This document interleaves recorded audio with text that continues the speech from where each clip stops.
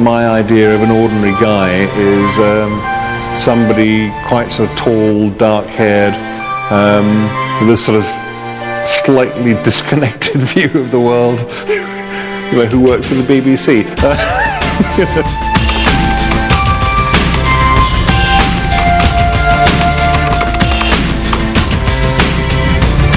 But I was always kind of interested in science fiction, and I was also interested in the way that comedy and science fiction would fit together. They seemed to be, to me, to be a natural. And everybody told me at the time, of course, it couldn't be done because, and here's why not, if it could be done, it would have been done already. But I came up at one point with a whole series of different ideas, different single story ideas, each of which ended with the world being destroyed for a different reason. The title, The Hitchhiker's Guide to the Galaxy, came to me before I went up to university, and I was hitchhiking around Europe. But I then forgot about it. It just seemed to be a good title for a book, and I thought somebody ought to write that one day. It didn't actually occur to me it would be me.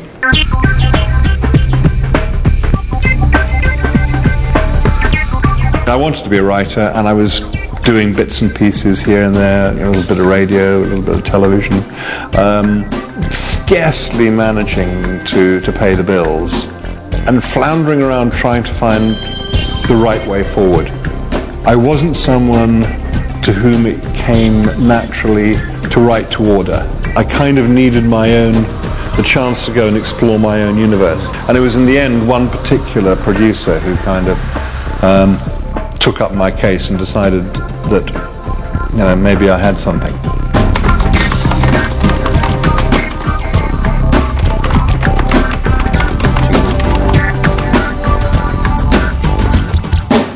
Rolling.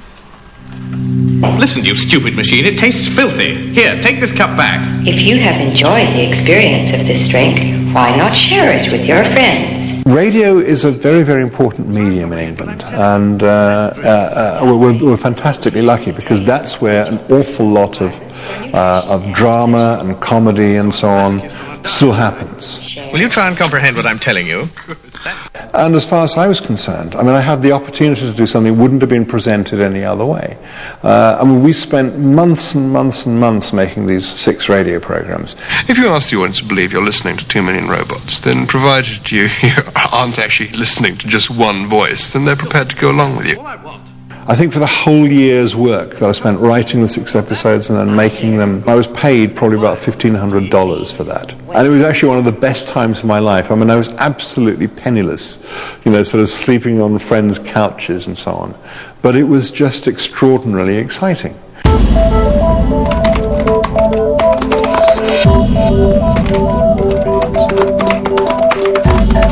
A publisher heard it, said you'd write a book, so I wrote the book, and the book came out.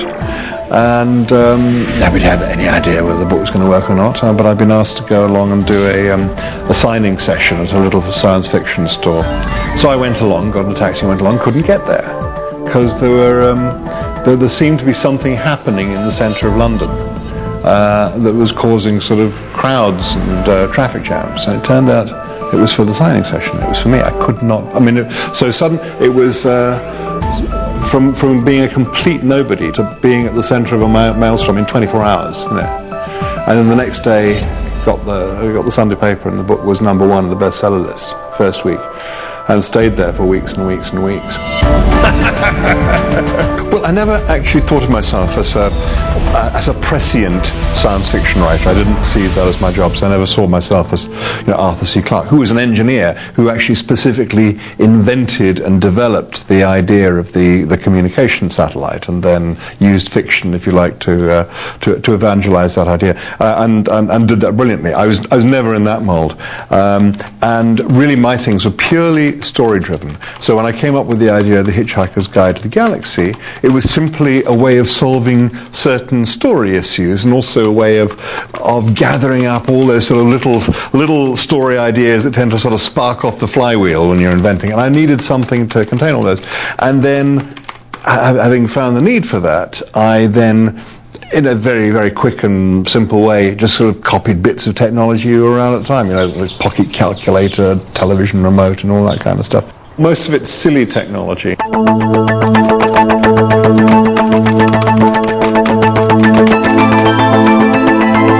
Babel fish, the translating fish, was simply a reaction to the observation that I grew up with Doctor Who and then I guess a little bit of Star Trek, where every alien race in the entire galaxy always speaks English. This can't be the case, really. And you feel you can't just cheat your way through that. You've got to come up with something. I think there's certainly evidence that life does imitate art, particularly at the moment when we have a generation of scientists and technologists who were brought up on science fiction, and it very much formulated their ideas of what's possible. The ideas we have about what the future is going to be like formulate the way we move forward. So it's very important that we have the most positive view of what the future will be. So you have to look at where you actually want to go, not where you're frightened that you might end up. So if we allow ourselves to be hypnotized by the Blade Runner view of the future, where everything will look like rusty Los Angeles, then that's what we'll get. But on the other hand, if we see the technologies that are coming along at the moment as things that we are actively involved in creating and using and thinking creatively and constructively about in the best possible way, then we're more likely to get something great coming out of it.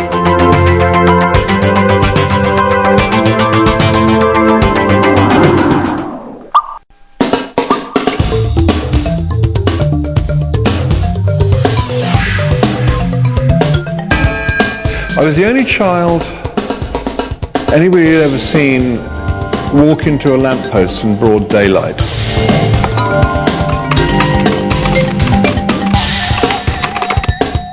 So my mother just hoped there was something going on the inside, because there didn't seem to be much evidence of it from the outside. I was always fantastically tall. This meant when I was a kid, if we'd go on a school expedition somewhere, the teacher would always say, well, at 4 o'clock, whereas normally we'd say, at 4 o'clock, meet under the clock tower or whatever. They'd say at 4 o'clock, meet under Adams. I was born in Cambridge in 1952, and my initials are DNA. And as you may or may not remember, the DNA double helix was discovered in Cambridge, actually a few months later, just at the beginning of 1953. So I got there first. I lived with my mother and my sister and my mother's parents. Now, my grandmother was the local representative of the RSPCA, the Royal Society for the Prevention of Cruelty to Animals. It meant that the house was continually full of an incredible collection of animals, all of whom were damaged in some way, either physically or psychologically. This had an unfortunate effect on me in early life, because I suffered from terrible asthma, and I would sneeze about once every 10 seconds throughout my entire childhood. There was a pigeon that lived in the house. I mean, my mother was completely outraged about this, because wherever we went in the house, there was evidence of, should we say, the pigeon having been there. And as far as I was concerned, as a kid, I assumed everybody had pigeons flapping around their houses. But and there was this wonderful dog, which was a Pomeranian Terrier. Now, a Pomeranian Terrier, one of these very, very tiny little animals, with a vicious streak about the size of the Grand Canyon. And basically what it would do all day is bark ferociously, angrily, bitterly, and nobody could go near it because it was such a vicious little thing. Now, the curious thing was, as I say, all these animals were damaged, either physically or psychologically, and this one was kind of both. It had a cerebral hemorrhage as a young puppy, which meant that, first of all, its head was always on one side, and B, though it barked and yapped viciously and furiously, it couldn't actually bite. It couldn't bite. And the thing was, I mean, if you got your finger in its mouth, you go, and suddenly the poor thing would be rather deflated. But the interesting thing was, even though we knew it couldn't bite, you couldn't get near it. So you begin to sort of see this sort of sense of complete mayhem in which is growing up in this relatively small house full of these completely insane animals, with me just sort of sneezing my way through it. I guess I've always had a vivid imagination, but it's always hard to know because you've never had somebody else, you've only ever inhabited your own brain, you've never inhabited anybody else's, so you don't have a control group. I would say I've certainly always been a sort of slightly sort of dreamy sort of person. The humour, as I say, I think a lot came from my mother. I think one of my prime memories is actually week after week trying to find new ways of getting out of games, because I was terrible. I mean, I was hopeless at football. But we also had this game called rugby football, which is a bit like American football, but without all the armour and without all the commercial breaks. So it's basically just you and your t-shirt and your shorts. And everybody gets hurt really quite a lot and quite badly, because we all behave as if we're all wearing armour, but aren't. But my prime memory of it was that in the first 5 minutes of the first match I ever played, I broke my own nose on my own knee, which was quite a feat in itself, really. And the sad thing about that is that since that point, even though I've had several operations on it, it's never really admitted very much in the way of air. So my nose is actually these days purely decorative. But it's also quite good occasionally for sort of keeping one steady walking through a sort of heavy wind.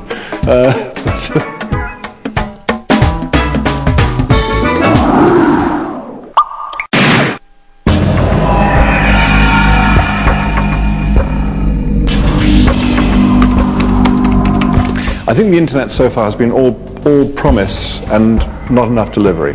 And we are still very, very much hampered by the technology of the internet. And I'm using the word technology in the Danny Hillis sense, because Danny famously said that technology is our name for stuff that doesn't work yet. I mean, it's 56K modems. You got to crawl under the desk, plugging things into other things, and it's a nightmare. We've struggled with it because of the promise. But, we're beginning to get a little bit tired, I think, of all the struggle and very little of the delivery. I think the biggest misconception about the web is thinking that there's somebody else in charge, and there isn't. The internet is just us. This begins a new generation of computers. I think the next wave, when it comes, we get rid of this technology, in quotation marks, and start just having stuff that works. You'll know when it works because it won't come in a box. When you're able to buy a PDA in the same way you buy a pencil, we don't buy pencils in boxes unless you buy a bunch of them, because they work. We don't have to have any of the other stuff to make it work. So when we have devices that just take the internet for granted, when that is just omnipresent and just as natural as the air we breathe, then we'll be beginning to arrive at what's been promised. But at the moment we're just in that disappointment phase.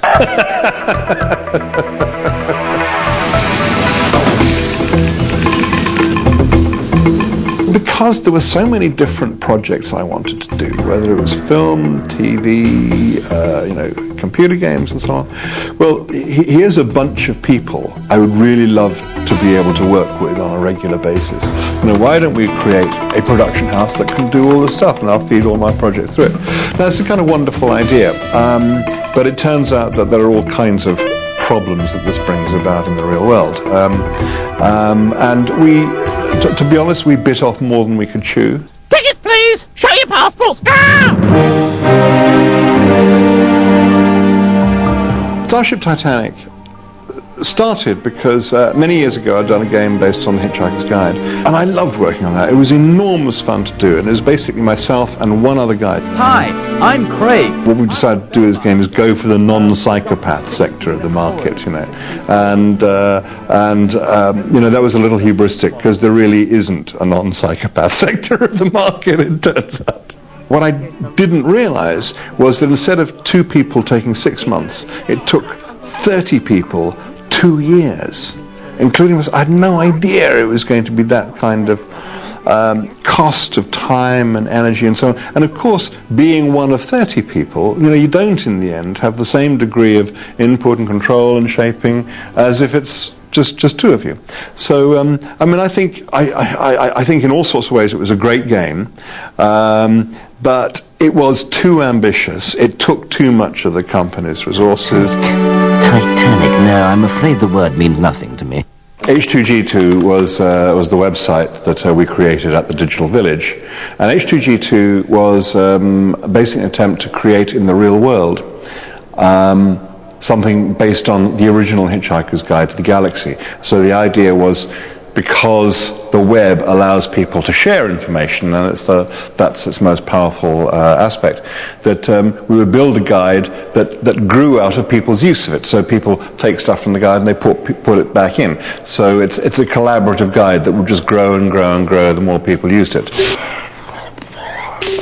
Unfortunately, like most brilliant .com companies, it was founded on the brilliant mathematical notion that if you multiply 0 by a sufficiently large number, you've got something, which turns out not to be the case. Luckily, the BBC stepped in and actually bought the assets of the website, so the website continues to be what it was. But alas, the Digital Village now is no more.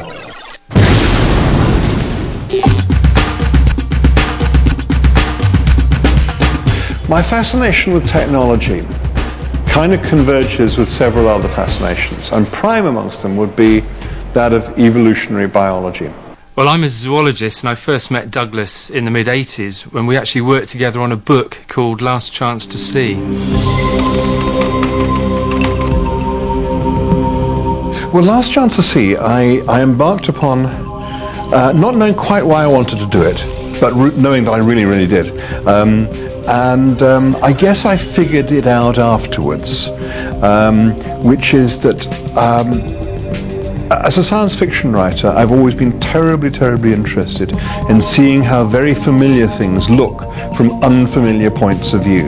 How do you change your point of view? How do you change your perspective and suddenly see, the truth of something? So we hatched a plan to then go and travel around the world for as long as we could, and we worked out a sort of route that would have lasted about 18 months, and this became a project known as Last Chance to See, where we literally went around the world looking for endangered animals that are so close to extinction it could well be our last chance to see them. Now, he'd done a lot of travelling, but it was sort of author tour type travelling where the publisher put him up in really plush hotels, and he hadn't slept in many jungles before, on the decks of many boats. And I think the thing about it was he surprised himself by surviving the experience and actually quite enjoying the experience. We looked at altogether 8 different species around the world in 7 different countries, and I think there's a few that really stood out for both of us. And I know one of Douglas's favourites was the kakapo, which was a parrot living in New Zealand, and as we used to describe it, it's the world's least able to fly parrot, and it can't fly, and not only can it not fly, it's forgotten that it can't fly. And so, as Douglas used to say, it used to climb up trees if it was frightened, jump out, flap its wings, and then fly like a brick and land on the ground. So that really appealed to him. I found when I went to do Last Chance to See, the thing that most interested me was trying to enter into the world of an animal, by which I mean to say trying to imagine what it was like for it, being this size and having 4 legs and having a different kind of brain and a different kind of perceptions. Now, the thing is, you never can make that journey. You never can enter into a different kind of mind. But the attempt to do so is very, very illuminating. He had a brilliant mind. I mean, he was a real big thinker. And in fact, I was almost sometimes embarrassed being with him because I felt so hopeless against the way he thought about things, his knowledge about everything. And, it's a really humbling thing spending a lot of time travelling with him, because he just did seem to have this great depth.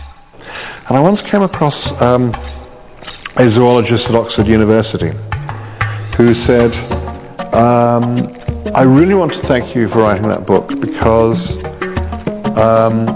it always used to be that people would ask me why I wanted to be a zoologist and I could never explain it. Now I give them that book and they say, oh, I get it.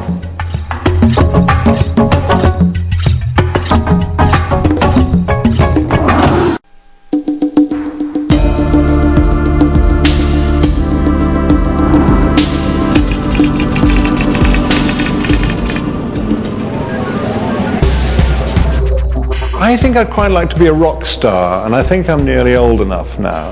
So that's one major remaining ambition. It's funny, there are all sorts of things and I wish I could have been, but I'm very happy with what I did do. What I would like to be when I grow up is a clone, so there can be about half a dozen of me, and one would be a rock star, one would be an evolutionary biologist, a software engineer, and one would probably stay in bed all day watching movies.